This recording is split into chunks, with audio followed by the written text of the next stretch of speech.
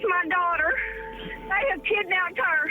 Please get there now. They're on their way. What's your daughter's name, Miss Karen? Holly Bobo. Okay, Miss. The Holly Bobo. Holly Bobo. Holly Bobo. Holly Bobo. Holly Bobo. A single scream. That was the last normal sound Holly Bobo's family ever heard. Minutes later, the 20-year-old nursing student disappeared from outside her Tennessee home without a trace. For more than 3 years, no one knew whether she was alive or already dead. Then, investigators made a discovery that shocked the entire country. A man was convicted of Holly's kidnapping, rape, and murder. But there was one problem. No DNA, no blood, no forensic evidence directly linking him to Holly. And years later, the witness who helped send him to prison made a stunning claim, "I made the whole story up." So after all these years, was Holly Bobo's killer really brought to justice? Or has one of America's most haunting murder cases been hiding an even darker truth? The nursing student's final moments alive. The murder of 20-year-old nursing student Holly Bobo. Murdered Tennessee nursing student Holly Bobo. April 13th, 2011, it looked like an ordinary Wednesday morning in the quiet countryside near Parsons, Tennessee. 20-year-old Holly Bobo was getting ready for another day of nursing school. She wasn't famous. She wasn't involved in crime. She was simply a young woman with a dream of helping people and a family who believed she had her entire life ahead of her. Then, everything changed. Her brother, Clint, heard what sounded like a scream outside the house.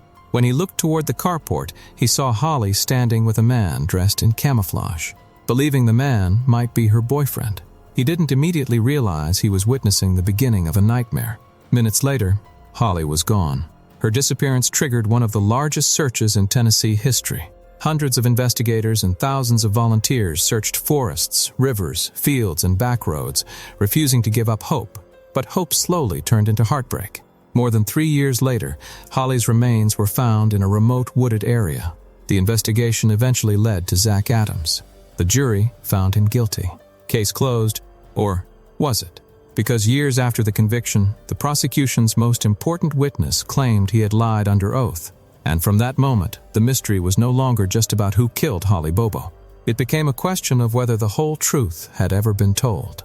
Let's go back to the morning when this heartbreaking story first began.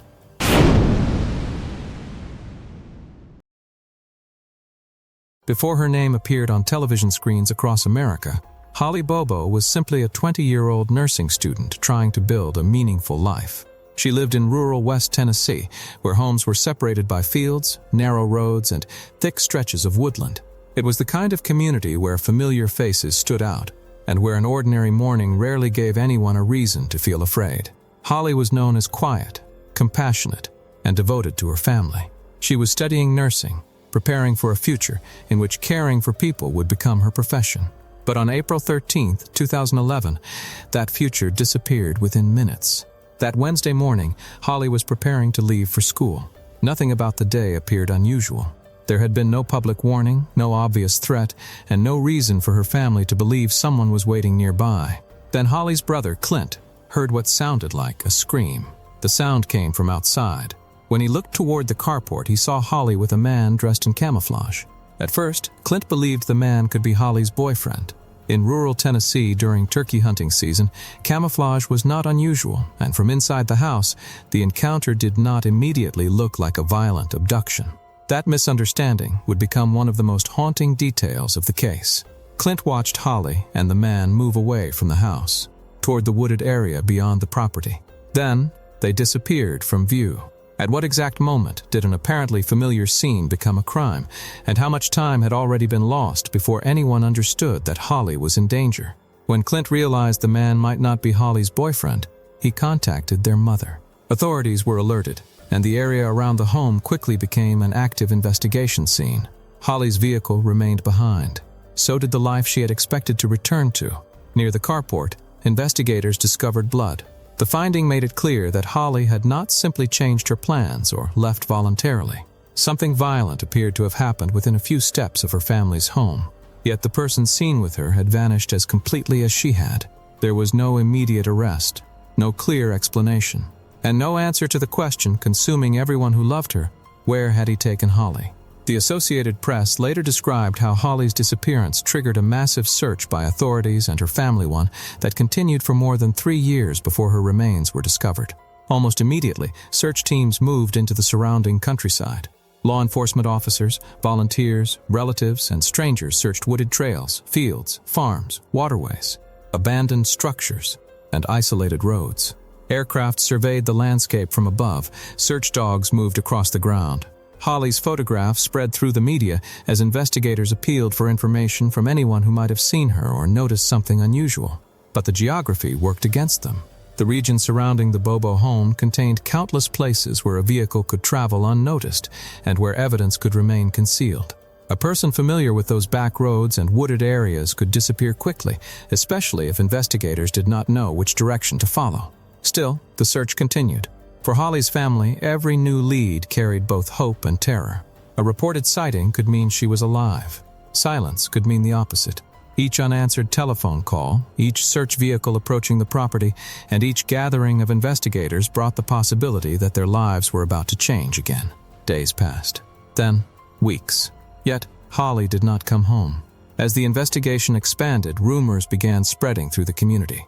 Names were discussed. Possible sightings were reported. Investigators received information that seemed promising, only for the trail to lead nowhere. The number of people searching grew, but the number of reliable answers did not, and one disturbing contradiction remained at the center of everything. Holly had been taken in daylight from her own property while her brother was nearby. Whoever approached her had acted quickly and apparently avoided causing enough noise to bring Clint outside before it was too late. Did Holly recognize the man? Had he planned the timing? Or had the encounter begun one way before suddenly turning violent? Investigators could not yet answer those questions. They had blood, a witness who had seen only part of the encounter, and an unidentified figure whose face had not been clearly recognized. They did not have Holly. As weeks became months, the case began changing. It was no longer only a desperate search for a missing student. It was becoming an investigation shaped by conflicting stories, unreliable witnesses, local drug activity, and men whose names would eventually lead police toward a theory of murder. But before anyone could be prosecuted, authorities needed evidence that Holly had not simply vanished. More than 3 years would pass before the Tennessee woods finally surrendered the first devastating part of the truth.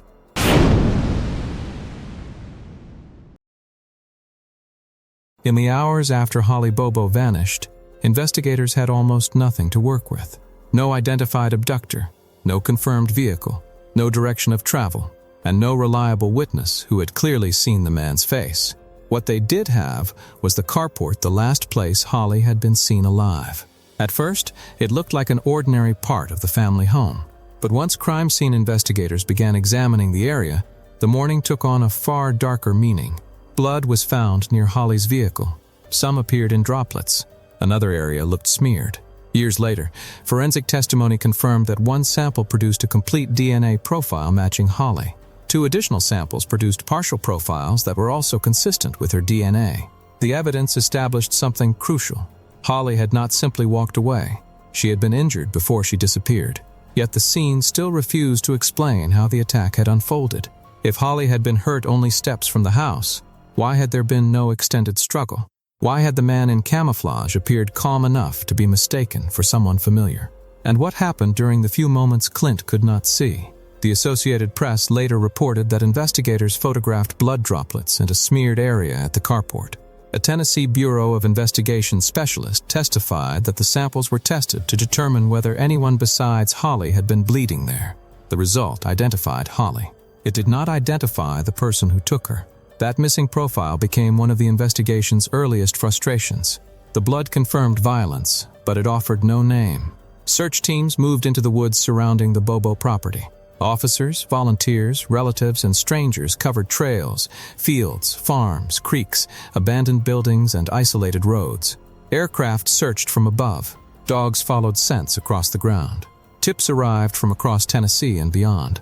Holly's photograph appeared on television, billboards, flyers, and news websites as her family pleaded for anyone with information to come forward. The search became one of the largest and most expensive investigations ever undertaken by the Tennessee Bureau of Investigation. But the landscape gave investigators an enormous disadvantage. Decatur County was filled with dense woodland, rural properties, narrow roads, rivers, and hidden clearings. A person familiar with the area could move quickly without being seen. Evidence could remain only a short distance away and still escape discovery. The search expanded. The answers did not. Days passed without Holly. Then weeks. Then months. For her family, time became its own form of punishment. Every reported sighting created hope. Every failed lead destroyed it. Each time investigators returned to the property, the family faced the possibility that the next conversation would change their lives forever. Still, Holly did not come home. As the case grew colder, the investigation began moving away from the Bobo property and into a far more complicated world. Detectives started hearing names connected to local drug activity, criminal records, jailhouse conversations, and people whose accounts shifted over time.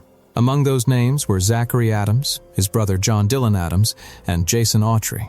There was no simple public relationship tying these men directly to Holly. Instead, the emerging case depended on alleged statements, telephone records, rumors, reported confessions, and testimony from people who often had reasons to protect themselves. That created a dangerous problem. When a witness is facing prison, trying to reduce a sentence, or attempting to settle an old grudge, where does useful information end and self-preservation begin? Investigators had to separate fact from rumor while pressure to solve the case continued to grow. Then, more than 3 years after Holly disappeared, the woods finally revealed what the search had failed to find. On September 7, 2014, 2 men searching for wild ginseng entered a wooded area in northern Decatur County. There, they discovered human remains. The location was isolated, concealed by vegetation, and not far from Holly's home. Investigators recovered a skull, teeth, ribs, and other fragments. Dental records confirmed the identity. The remains belonged to Holly Bobo. The hope that she might still return home ended in that moment. A gunshot wound to the back of her skull established that she had been murdered. For Holly's family, the discovery brought an answer they had desperately wanted and desperately feared. They finally knew where she was, but they still did not know the full truth of what had happened to her. The recovery of Holly's remains transformed the investigation. This was no longer a missing person case. It was a murder prosecution. Yet the condition of the remains created new obstacles. Investigators could not establish a complete crime scene. They did not recover DNA from the remains identifying the killer. There was no physical evidence proving that Zach Adams had been present when Holly died. The state had a victim, a cause of death, and a growing list of suspects. What it did not have was the kind of forensic evidence that could speak without interpretation. So prosecutors turned to people. Witnesses would claim Adams made incriminating statements. Others would describe threats, suspicious behavior, and alleged admissions. But one man would eventually provide the most detailed account of Holly's final moments. Jason Autry would tell investigators that he had seen what happened. His story would help send Zach Adams to prison for life. Years later, he would say it had never happened at all.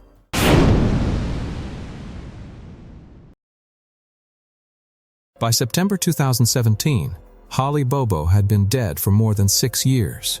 Her family had endured the search, the discovery of her remains, and years of waiting for someone to be held responsible. Now, inside a Tennessee courtroom, prosecutors were finally presenting their case against Zach Adams. But there was a serious problem. They could not show the jury Holly's DNA inside Adams's home. They could not place her blood inside his vehicle. They could not produce fingerprints proving he had handled her remains. And they could not point to physical evidence establishing that he had stood beside Holly when the fatal shot was fired. The state had a defendant.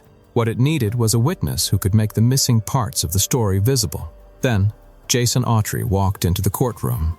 Autry was not an independent eyewitness with nothing to gain. He was a co-defendant with a criminal history, drug connections, and his own freedom hanging in the balance. His appearance surprised even people following the trial closely. For years, the public had heard fragments, rumors, and conflicting theories about Holly's final hours. Autry was about to offer something different, a complete scene. News Channel 5 reported that Autry told jurors he had contacted Zach Adams while trying to obtain morphine on the morning Holly disappeared. According to his testimony, Adams later said he needed help burying a body. Autry claimed he agreed to help. That single statement changed the emotional temperature of the trial. Until that moment, prosecutors had presented evidence surrounding Holly's disappearance. Now a man was claiming he had been present during the attempt to dispose of her. Autry described traveling with Adams toward the Tennessee River. He claimed Holly was wrapped in material in the back of a pickup truck and that he helped move her body toward the tailgate. Then he said he heard something no one in the courtroom was prepared for, a sound from Holly. According to Autry, she was not dead. She was still alive. Imagine what that meant for Holly's family, sitting only a short distance away. For years they had known she had been murdered. Now they were hearing an alleged eyewitness describe a moment when she may still have been conscious and when her life might still have been saved. Autry told the jury that Adams moved Holly beneath a bridge while he remained nearby as a lookout. Then came the gunshot. Autry described the sound echoing beneath the bridge and birds lifting into the air. The details were cinematic, specific, and almost impossible to forget. But vivid detail is not the same as proof. If Autry had truly witnessed Holly's final moments, why had he denied knowing anything about the crime before taking the stand? And why did his full account emerge only after he faced the possibility of spending the rest of his life in prison? The defense argued that Autry had access to the case discovery, the evidence, phone records, locations, and investigative details collected by authorities.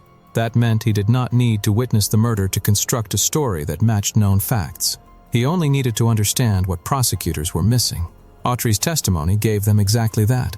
A reason Zach contacted him, a route toward the river, an explanation for Holly's gunshot wound, and a direct accusation naming Adams as the man who pulled the trigger. In return, Autry separated himself from the worst crimes. He admitted helping with the body, but denied kidnapping, raping, or killing Holly. Was this a confession driven by guilt, or a carefully measured version of events designed to place maximum blame on someone else? The prosecution argued that criminals rarely commit crimes in front of people with perfect records. Witnesses can be dishonest in one part of their lives and still tell the truth about another. Autry's account was also supported, they argued, by other witnesses who claimed Adams had made threatening or incriminating statements. Some said he bragged about Holly. Others described alleged confessions or warnings to remain silent. The defense attacked those accounts one by one. Many of the witnesses had used drugs. Some had criminal records. Others had personal motives, inconsistent memories, or possible benefits for cooperating. The jury was therefore not choosing between flawless evidence and obvious lies. They were being asked to decide whether several damaged witnesses, each carrying their own baggage, could collectively reveal what happened to Holly. That was the true battle inside the courtroom. The state said the stories supported one another. The defense said they had been shaped by pressure, rumor, and self-preservation. At the center stood Jason Autry, the only witness claiming to have been present when Holly was allegedly killed. If the jury believed him, the missing forensic evidence mattered less. If they rejected him, the prosecution would lose its clearest explanation of the murder. The jurors believed enough of the state's case. Zach Adams was convicted of first-degree murder, especially aggravated kidnapping and aggravated rape. He received life in prison without the possibility of parole, along with additional prison time. Jason Autry later pleaded guilty to reduced charges and received an 8-year sentence. For Holly's family, the verdict brought accountability after years of grief. But the testimony that helped secure it would not remain unchanged. Years later, Autry would say the bridge scene never happened. He would claim he built the story from evidence he studied inside jail. And with that recantation, the man who had completed the prosecution's case became the reason the conviction would be questioned all over again.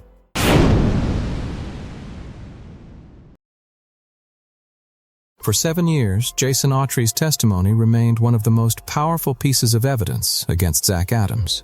He had described Holly Bobo's final moments in disturbing detail: a body wrapped in the back of a truck, a journey toward the Tennessee River, a sound revealing that Holly was still alive, and a gunshot beneath a bridge. His account gave jurors something the forensic evidence could not: a complete version of how Holly may have been killed. Then, Autry destroyed that version himself. He said it had never happened. Court TV reported that Autry recanted the testimony that helped convict Zach Adams, claiming the story he told the jury had been pure fiction. According to Autry's new account, he did not witness Holly's murder. He did not help Adams carry her body toward the river. And he was not standing beneath a bridge when the fatal shot was fired. Instead, Autry claimed he built the story while sitting inside a jail cell. He had access to the case discovery, phone records, locations, witness statements, investigative details, and the timeline prosecutors were attempting to prove. Autry said he studied that information, reconstructed his own movements from the day Holly disappeared, and inserted her into the story. He claimed it took only days to create. If that admission was true, then one of the trial's most unforgettable scenes had not come from memory. It had come from research. But why would a man invent a murder confession that also placed him at the crime? Because Autry was not trying to make himself look innocent. He was trying to survive. As a co-defendant, he faced the possibility of spending the rest of his life behind bars. By admitting limited involvement while naming Adams as the kidnapper, rapist, and killer, Autry gave prosecutors the eyewitness account their case lacked. His role became serious but secondary. Adams carried the blame for the murder. Autry received a dramatically lighter outcome. That created a chilling possibility. The story may have been designed not to reveal the truth, but to offer prosecutors exactly what they needed in exchange for his freedom. Yet the recantation created another problem. Jason Autry was now asking the court to believe a man who had openly admitted that he could lie convincingly under oath. Before the trial, he denied involvement. During the trial, he described the murder in vivid detail. Years later, he said the entire account was fabricated. Those versions could not coexist. One of them had to be false, possibly more than one. Which statement came from memory and which came from self-preservation? Zach Adams' attorneys argued that Autry's reversal struck at the heart of the conviction. The trial had contained no DNA placing Adams with Holly, no fingerprint connecting him to her remains, and no physical evidence proving he had fired the fatal shot. Autry had filled that gap. He gave jurors a location, a weapon, a sequence, and a killer.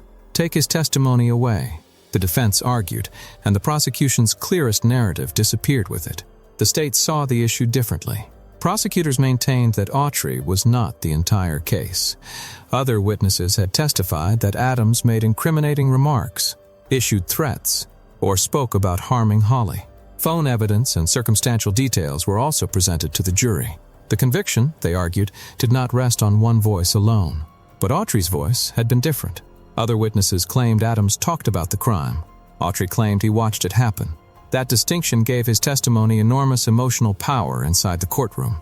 Could jurors have reached the same verdict without hearing that Holly was allegedly still alive beneath the bridge? Would the remaining witnesses have seemed as convincing without Autry's story tying their accounts together? Those questions became central to Adams' attempt to secure a new trial. His lawyers argued that the jury had been shown a dramatic reconstruction of Holly's murder by a man who now admitted he had manufactured it from evidence available in jail. The state countered that recantations are inherently suspicious. Witnesses may reverse testimony because of pressure, loyalty, regret, intimidation, or a desire to help someone already convicted. Autry's new statement did not automatically become truthful simply because it challenged the verdict. That left the court facing two deeply damaging possibilities.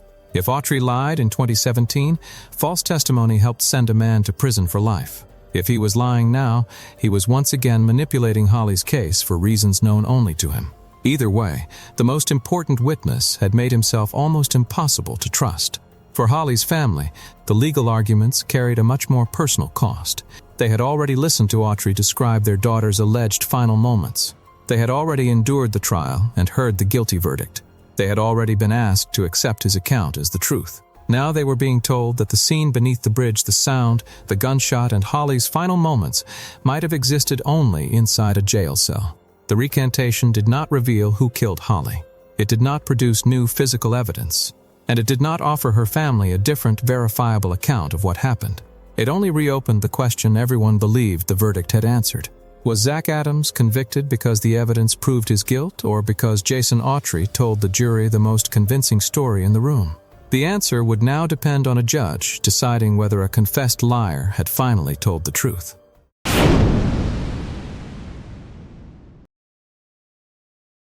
Jason Autry's recantation had reopened the deepest weakness in the case against Zach Adams.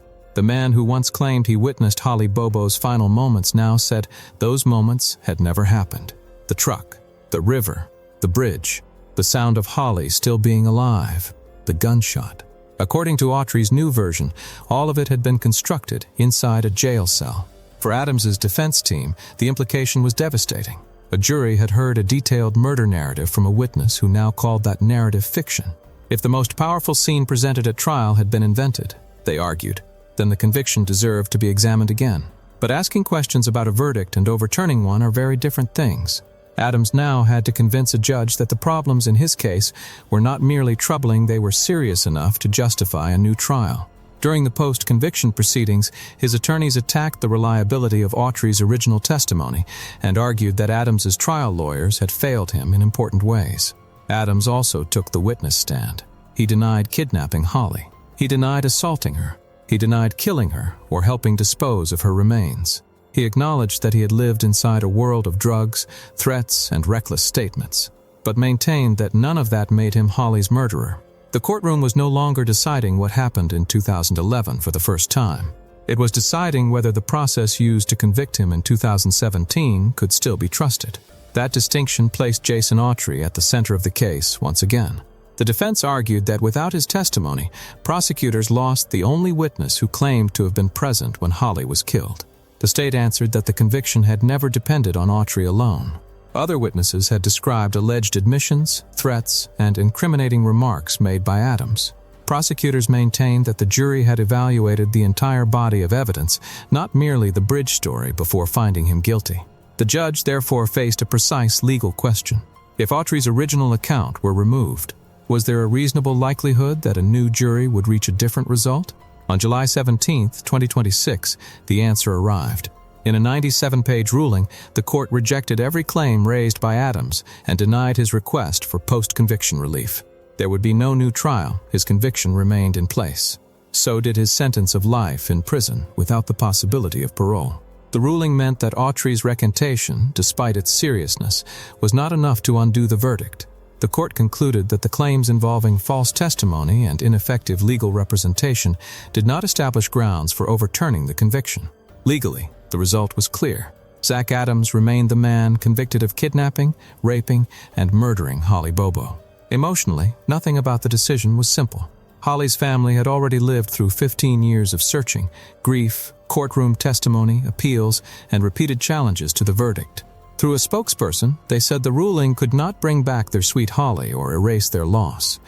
But knowing that the verdict had again survived brought them some measure of peace. That statement captured the difference between justice and healing. A judge can preserve a conviction. A court cannot restore a daughter. For the family, every renewed hearing carried them back to the morning Holly disappeared. Every legal filing brought her final moments into public discussion again. Every conflicting version forced them to hear strangers debate the truth of the worst day of their lives. And even after the 2026 ruling, the factual questions did not disappear. There is still no DNA evidence directly tying Adams to Holly's remains. There is still no physical evidence proving that he fired the fatal shot. The prosecution's most important eyewitness has admitted giving contradictory accounts, and several other witnesses came from a world shaped by drugs, crime, fear, and personal incentives. Yet criminal convictions are not overturned simply because every detail remains unknown. The legal system asks a narrower question: whether the evidence presented, considered together, was sufficient, and whether the trial was fair enough for the verdict to stand. A jury said yes. The court has now said the same. But a surviving conviction does not automatically create a complete history of the crime. It does not tell us exactly when Holly was killed. It does not prove that every person involved revealed everything they knew. And it does not explain why Jason Autry could describe a murder so convincingly, then later insist that he had invented it. Adams may still appeal the post-conviction ruling, meaning the legal battle may not be finished. Until another court decides otherwise, however, he remains in prison for the rest of his life. For some, that is the final proof that justice was served. For others, Autry's recantation will always cast a shadow over the verdict. But beyond the legal arguments, witness deals, and competing theories lies the person whose life was taken. Holly Bobo was 20 years old. She was studying to become a nurse. She left home for school on April 13, 2011, and never returned. The courts have decided who is legally responsible for her death. What they may never be able to decide is whether the complete truth was ever spoken inside that courtroom, because the verdict against Zach Adams has survived. The story that helped create it may never fully recover.